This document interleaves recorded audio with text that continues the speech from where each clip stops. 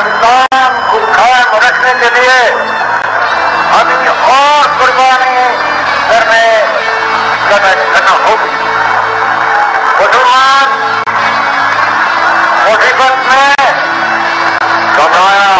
नहीं करता।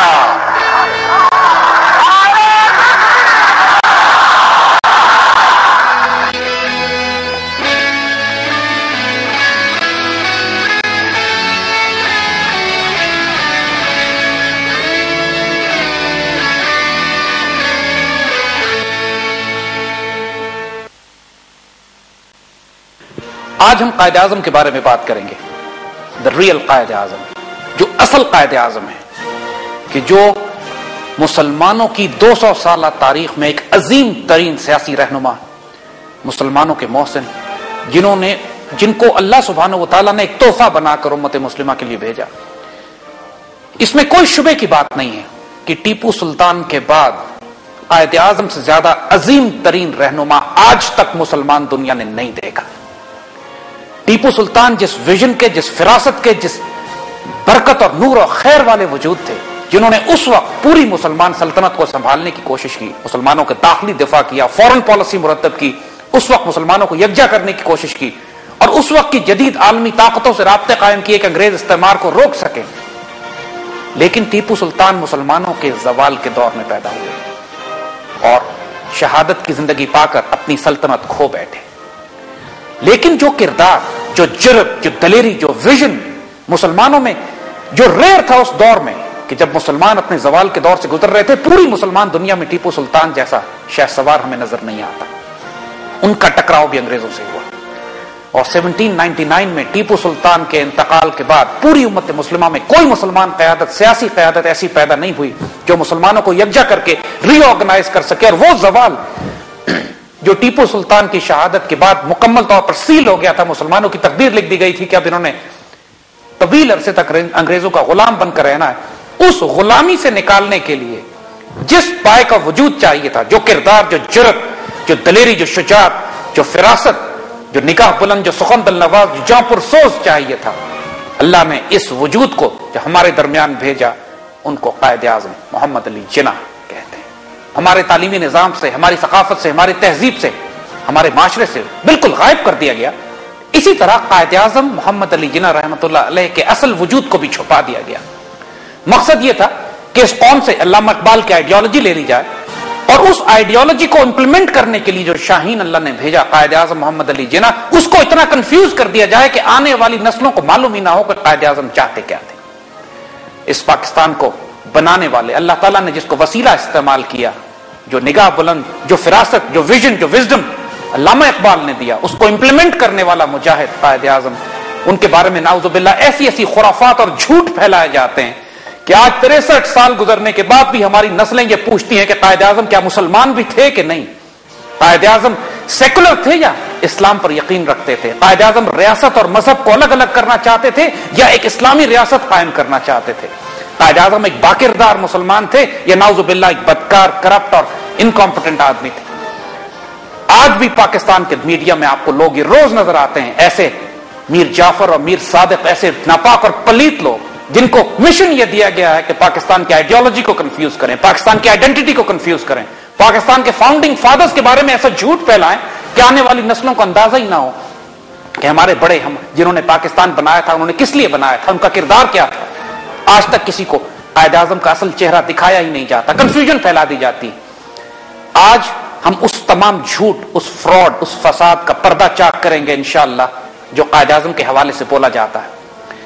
آج ہم آپ کو اصل قائد اعظم دکھائیں گے، دا ریئل قائد اعظم، جو واقعی مسلمانوں کے قائد اعظم تھے، the great leader of the Muslim world. اور ہم پھر یہ بات ریپیٹ کرتے ہیں کہ قائد اعظم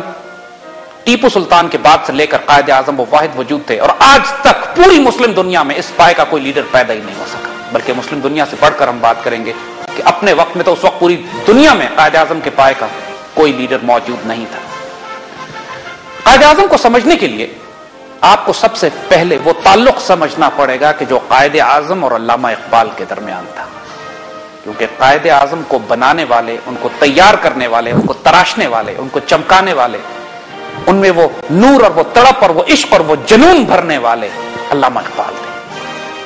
یہ ممکن نہیں ہے کہ آپ قائد اعظم اور علامہ اقبال کو الگ الگ کر سکیں، جس طرح جسونت سنگھ نے کوشش کی ہے ابھی اپنی کتاب میں یہ ثابت کرنے کے لیے کہ قائد اعظم تو بہت اعلیٰ لیڈر تھے مگر سیکولر تھے، ان کا علامہ اقبال سے کوئی تعلق نہیں تھا، آئیڈیالوجی تو میٹر ہی نہیں کرتی تھی، اور قائد اعظم ایک سیکولر ریاست بنانا چاہتے تھے. یہ ساری خرافات ہم ہندو زائنسٹ سے توقع کر سکتے ہیں.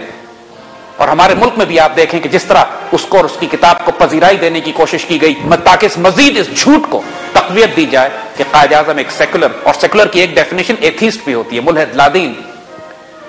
نہ تو قائد اعظم ذاتی طور پہ ملحد لادین تھے نعوذ باللہ، اور نہ ہی وہ سیکولرزم کے اس تصور پہ یقین رکھتے تھے کہ مذہب اور سیاست الگ الگ ہونی چاہیے.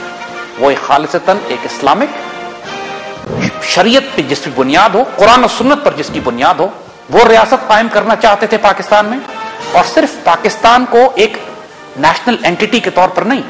بلکہ امت مسلمہ کی قیادت دینے کے لیے ایک پین اسلامک ویژن کے ساتھ، جو ایگزیکٹلی علامہ اقبال کا ویژن تھا، ایک ہو مسلم حرم کی پاسبانی کے لیے نیل کے ساحل سے لے کر تابخا کے کاشغر. اس سارے ویژن کو امپلیمنٹ کرنے کے لیے جس مقصد کو انہوں نے حاصل کیا، اور یہ خود وہ اپنے گفتگو میں اپنی تقریروں میں کہہ چکے ہیں کہ پاکستان حاصل کرنا مقصود نہیں تھا، پاکستان کو حاصل کر کر ہم نے کسی اور مقصد کی طرف جانا ہے، ایک ایسی اسلامی مثالی ریاست بنانی ہے جس کی بنیادیں قرآن و سنت پہ ہوں. ہم آپ کو حوالے دیں گے، وہ ریفرنسز دیں گے جو ہماری تاریخ سے غائب کر دی گئے، جو کبھی سنائے نہیں جاتے. جو بات ہم آپ سے پہلے کر رہے تھے،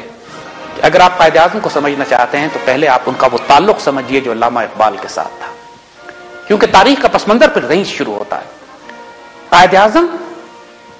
اور علامہ اقبال تقریباً ہم اثر ہیں، کنٹمپریریز، ایک ہی پیریڈ میں پیدا ہوئے، آلموسٹ